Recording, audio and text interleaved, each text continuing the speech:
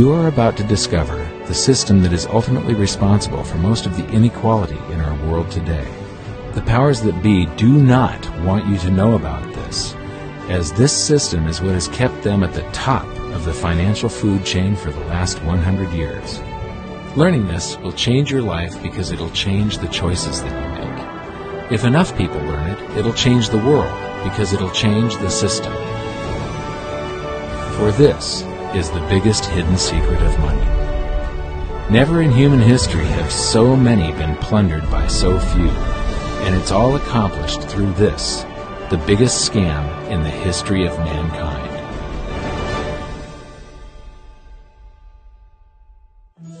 They say that money doesn't grow on trees, but the truth is that the modern banking system creates currency far faster than trees can grow.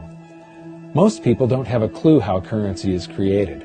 Economists and bankers make it sound so complex that people think they can't understand it. But I'm going to strip our monetary system down to its essence so that you can see the scam behind the curtain and just how it affects you.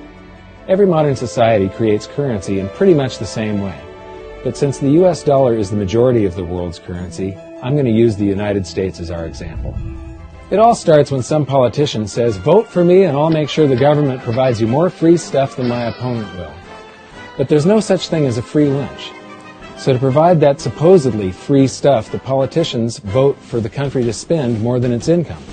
This is called deficit spending. To pay for that deficit spending, the Treasury borrows currency by issuing a bond. So what's a bond? If you think about it, a bond is really nothing but a glorified IOU. It's a pretty piece of paper with numbers printed on it that says, "Loan me $1 trillion today, and I promise over a 10-year period I'm going to pay you back that $1 trillion plus interest." But what you need to understand is that Treasury bonds are our national debt. These glorified IOUs are to be paid back by you and I and our descendants through future taxation. Therefore, when the government issues a bond, it steals prosperity out of the future so that it can spend it today. The Treasury then holds a bond auction, and the world's largest banks show up and compete to buy part of our national debt and make a profit on it by earning interest. You'll notice that as we move through this process, the big banks are there, taking a cut every step of the way. This isn't by chance, as you'll see shortly. Then, through a shell game called open market operations, the banks get to sell some of those bonds to the Federal Reserve at a profit. To pay for the bonds, the Federal Reserve opens up its big old checkbook and writes bad, bogus, counterfeit checks that should bounce because they're drawn on an account that always has a zero balance. There isn't one penny in there. To quote from the Boston Federal Reserve, "When you or I write a check, there must be sufficient funds in our account to cover that check. But when the Federal Reserve writes a check, there is no bank deposit on which that check is drawn. When the Federal Reserve writes a check, it is creating money." The Fed then hands those checks to the banks, and at this point, currency springs into existence. The banks then take that currency and buy more bonds at the next Treasury auction. But what is a check? A check is also an IOU. When you write a check, you're making a note that says, "Here's my IOU for cash. All you have to do is go to the bank and pick it up." Now, it's very, very important that you understand this process because we're going to come back later and show you the devastating effect this has on you. The Treasury issues IOUs, bonds. The banks then buy those IOUs with currency. The Federal Reserve then writes IOUs, checks, and hands them to the banks in exchange for the Treasury's IOUs, the bonds. And currency is created. So what's really happening is the Federal Reserve and the Treasury are just swapping IOUs, using the banks as middlemen, and abracadabra, presto, currency magically springs into existence. This process repeats and repeats over and over again, enriching the banks and indebting the public by raising the national debt. The end result is that there's a buildup of bonds at the Federal Reserve and currency at the Treasury. This process is also where all paper currency comes from. The Federal Reserve and the government mistakenly call it base money because they didn't watch episode 1 of this series and they don't know the difference between money and currency. But I will correctly refer to it as base currency because it is not money. It is currency, and as we've learned, there is a big difference. Money has to be a store of value and maintain its purchasing power over long periods of time. We learned in episode 1 that earlier in our history, our paper currency was just a claim check. It was a representation for real money of intrinsic value, the gold and silver that was held on deposit at the Treasury. You could walk into any bank and slap your currency, like say a $20 bill, on the counter and redeem it for real money, a $20 gold piece. But now, this base currency that's piling up back here is really nothing but a receipt or a claim check on an IOU, that bond. So it's really nothing but a supply of numbers.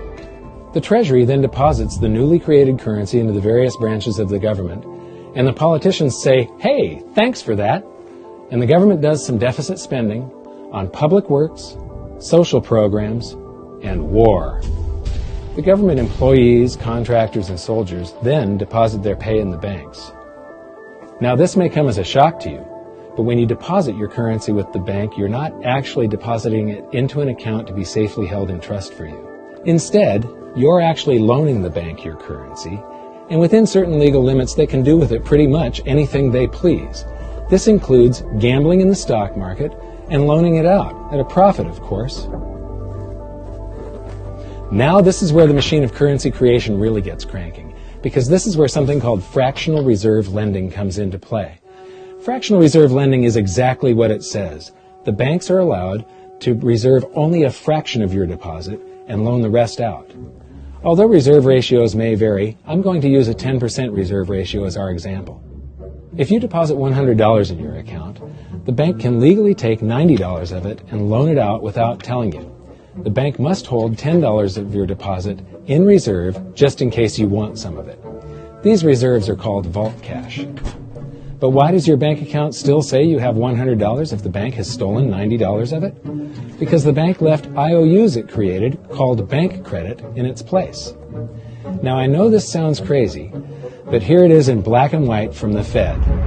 Commercial banks create checkbook money when they grant a loan simply by adding new deposit dollars in accounts on their books in exchange for a borrower's IOU.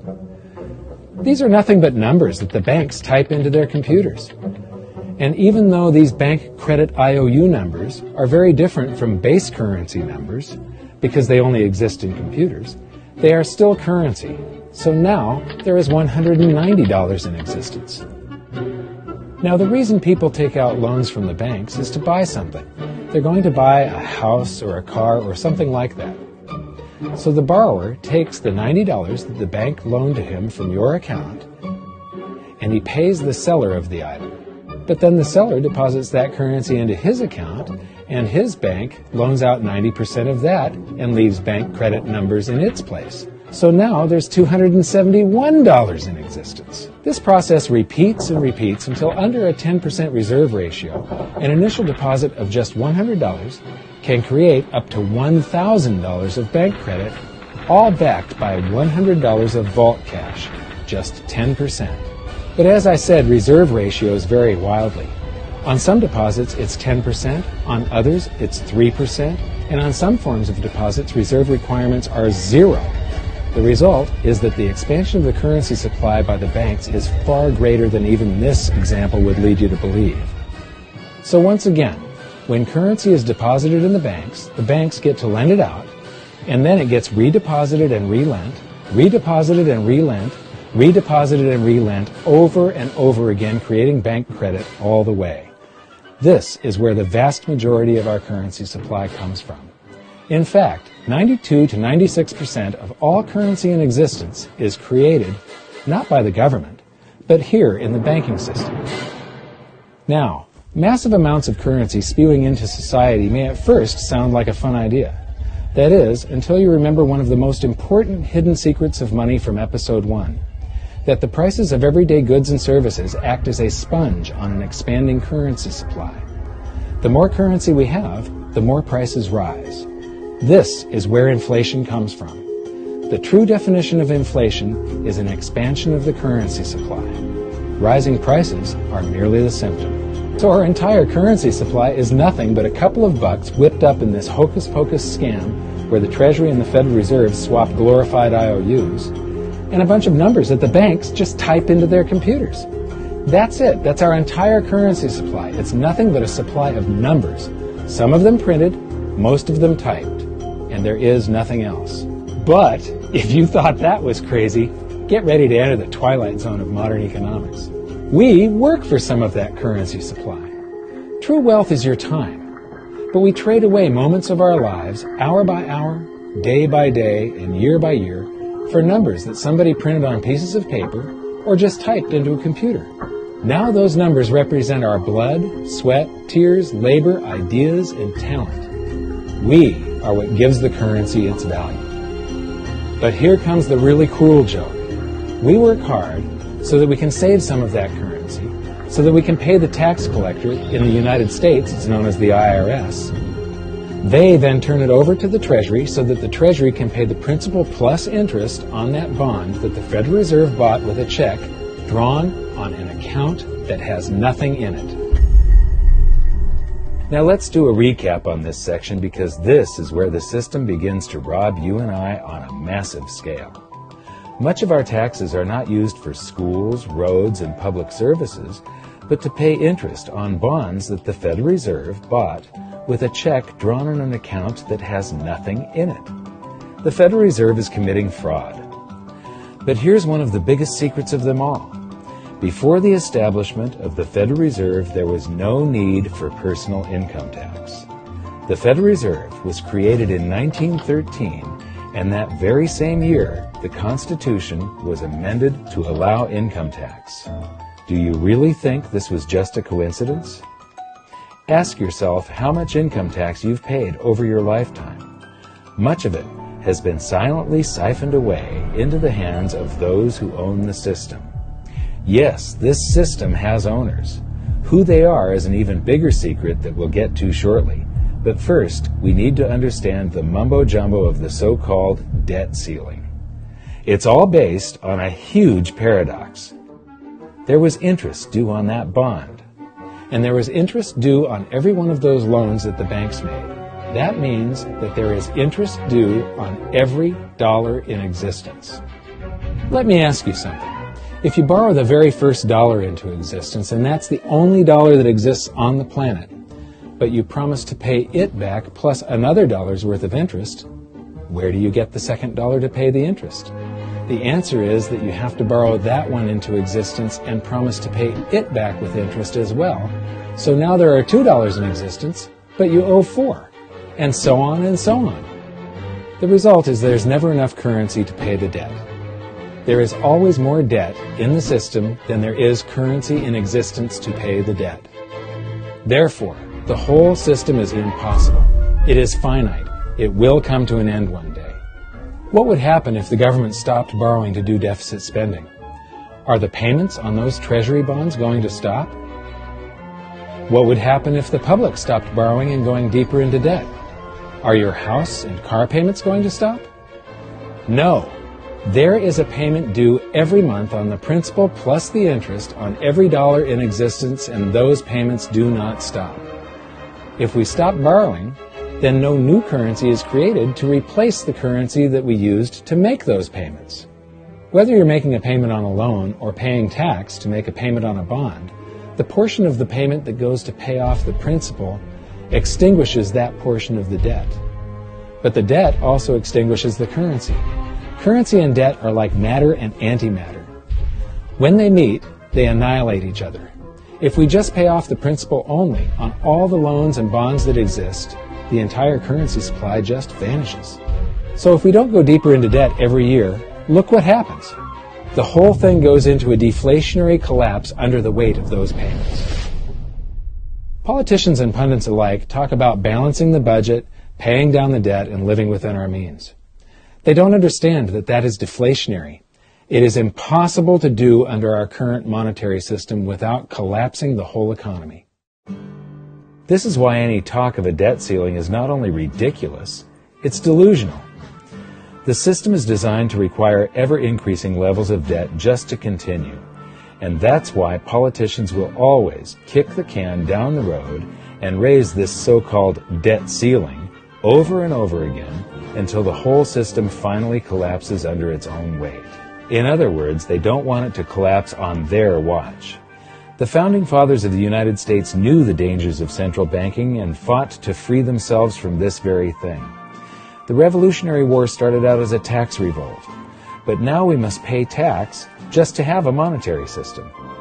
Having just suffered through the hyperinflation of the continental dollar, which was printed into oblivion to finance the Revolutionary War, they understood the dangers of fiat currency and debt-based monetary systems.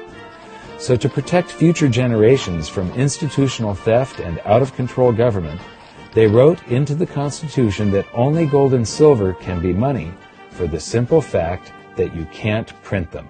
Our current system is not only unconstitutional, but it robs us of the liberty and prosperity our forefathers fought and died for. We are all feeling the effects of ignoring the Constitution right now. By forcing more currency into circulation, our purchasing power is diluted. Inflation is a slow and insidious stealth tax that is simply the result of this debt-based monetary system.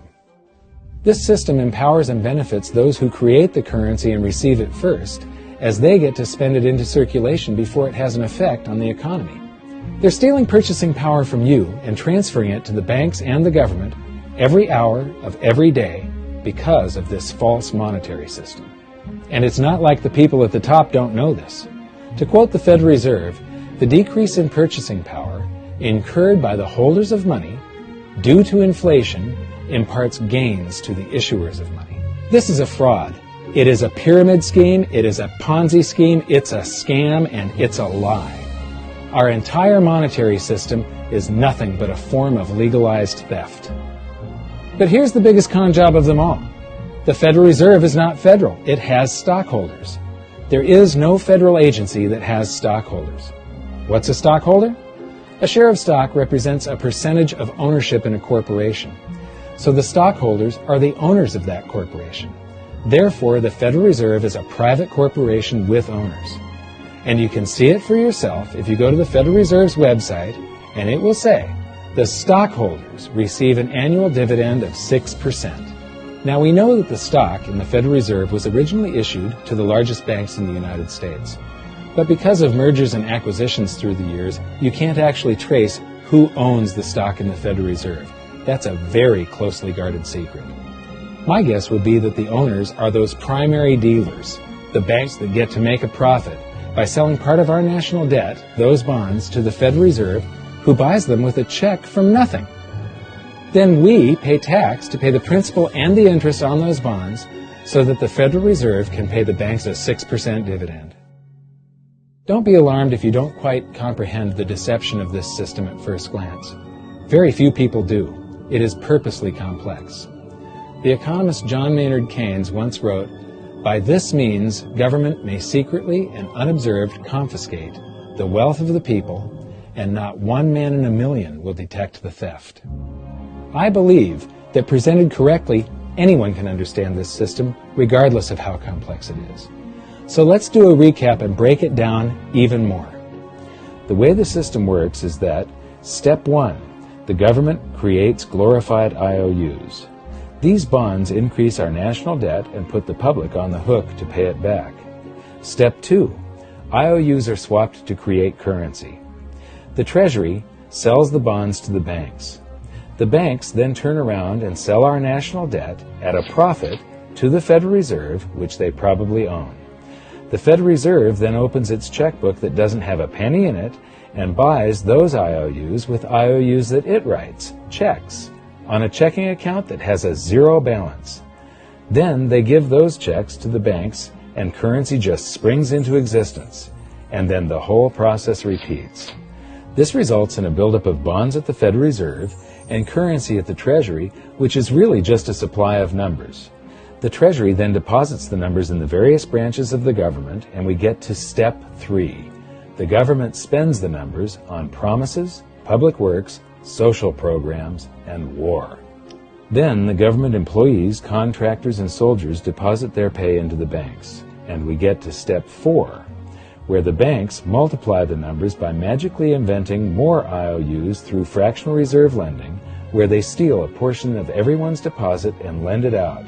That currency gets redeposited, and then a portion is stolen again, and the process repeats over and over, magnifying the currency supply exponentially. Then we work for some of those numbers, which brings us to step 5, where our numbers are taxed. We pay tax to the IRS, who then turns our numbers over to the Treasury, so the Treasury can pay the principal plus the interest on bonds that were purchased by the Federal Reserve with a check from nothing. Then we get to step 6, the debt ceiling delusion. The system is designed to require ever-increasing levels of debt and will eventually collapse under its own weight because politicians always kick the can down the road. They don't want it to collapse on their watch. And finally, step 7, the secret owners take their cut. The world's largest banks own the Federal Reserve. Those banks make a profit selling our national debt to the Fed. They make a profit when the Fed pays them interest on the reserves held at the Fed, and the Fed pays them a 6% dividend on their ownership of the Fed. This system is fundamentally evil. It funnels wealth from the working population to the government and the banking sector. It is the cause of the artificial booms and busts of modern economies, and it causes great disparity of wealth between the rich and the working class. And it is only possible because we no longer use real money, we use currency. But worst of all, it is a form of enslavement. Bond is the root word of bondage. Whenever a government issues a bond, it is a promise to make us pay tax in the future. Nobody asked you if you wanted to pay tax today for the prosperity we all enjoyed in the last century. Nobody is asking our children if they want to work hard in the future to pay for the prosperity we're enjoying now. George Washington once wrote to James Madison, "No generation has the right to contract debts greater than can be paid off during the course of its own existence." By stealing prosperity from tomorrow so we can spend it today, we enslave ourselves and future generations. Now this all sounds pretty bad, but there is great hope, for you are the greatest threat to this false monetary system. This system relies on the public being ignorant of its workings. Please share this knowledge with everyone you know, because an informed public that fully understands the system can build a better future for generations to come. And now I leave you with this quote, widely attributed to a former director of the Bank of England. The modern banking system manufactures money out of nothing. The process is perhaps the most astounding piece of sleight of hand that was ever invented. Banking was conceived in inequity and born in sin. Bankers own the earth. Take it away from them, but leave them the power to create money and control credit, and with the flick of a pen, they will create enough money to buy it back again. But if you want to continue as the slaves of bankers and pay the cost of your own slavery, let them continue to create money and to control credit. This is the Federal Reserve in Washington, D.C. It's located on Constitution Street, and that is just as much of a joke as the New York Fed being located on Liberty Street. Both of them are unconstitutional, both of them limit our liberty, and they transfer wealth away from us every second of every day to the Federal Reserve, to the government, and to the banking sector. You are now among the 1 in a million who can detect the theft of your prosperity. So the big question is, what can you do about it? 1. Watch this video until you can describe and teach it to others. Those who understand this system can make preparations for its unavoidable collapse and protect themselves. History shows that those who don't will probably be wiped out. 2. Share this video with everyone, especially those you care about. All it takes is a mouse click or two to get this message in front of millions. Post this video on Facebook, tweet it, email it to loved ones. Please share it wherever you can. 3. Join the conversation. The current world monetary system is based on a 300-year-old design meant to enrich a few at the expense of the many. There must be a better way. At hiddensecretsofmoney.com, we've created an open-source platform for the design and development of a new world monetary system. We're calling on every economist, every student, every college, every bright mind, and anyone who cares to join the discussion. In educating ourselves and each other, we can prevent the further loss of our freedoms and maybe, just maybe, win some of them back.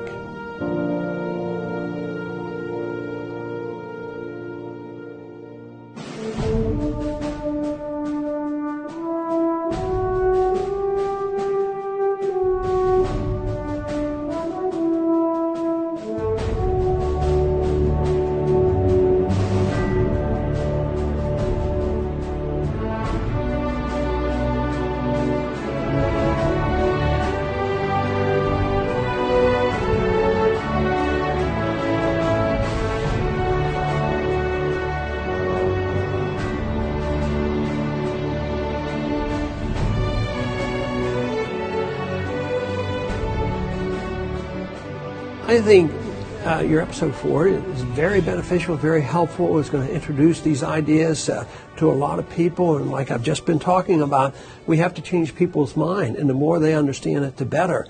And I think we're at this point now where more people in the last several years, 4 or 5 years, have thought about the Fed than they ever have in the previous 95 years. So I think an explanation and diagrams to show it is very helpful, because quite frankly, they're not going to get it in their grade school. They're not going to get it in their high schools. They're not going to get it in college unless they're in a very rare circumstance to understand how this works. You know, for years before I got involved in really studying gold and some of the things I write and talk about today, I was a monetary economist for decades. You know, in your video, you talk about the primary dealers.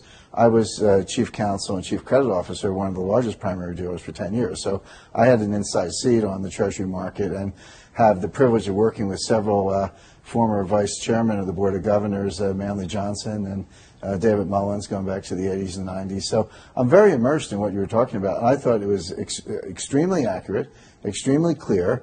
I didn't think you were stretching on any points. It was really like something out of a PhD course, except that it was very easy to understand. I think it's accessible. I think we're seeing a little bit of a revolution in communications in the following sense. You know, as you point out, the Fed was created in 1913. Well, in 1913, there was no web, there was no YouTube, no Twitter. There was really no one to kind of stand up and oppose the Fed or call them out, if you will, or really get into a discussion that everyday Americans could follow. That's not true now with social media and everything else. You can reach out to millions and tens of millions of people and tell them what's going on. I think you've done that. You've done it successfully. I applaud it. I think this is a great video. I look forward to seeing it again. I know millions of people will enjoy it. Well, as we know, the Federal Reserve believes it can create money out of thin air, not realize money is supposed to represent real products and services. And what people don't realize is when the Fed does that, in effect, as Keynes pointed out, it's a form of taxation. It's a form of confiscation. And because people don't see it, the politicos get away with it, but it also undermines social trust. It just is corrosive throughout society. We're going to have a lot of turmoil in the coming years, but it's going to be the kind of turmoil that leads to positive things. So don't despair. Get out there and fight, because the tide is going to turn. This is going to be the status last stand. Thank you. This episode of Mike Maloney's Hidden Secrets of Money was brought to you by GoldSilver.com and the new Silver Pegasus Round. To learn how to protect your family and turn the coming economic storms into opportunity, visit GoldSilver.com.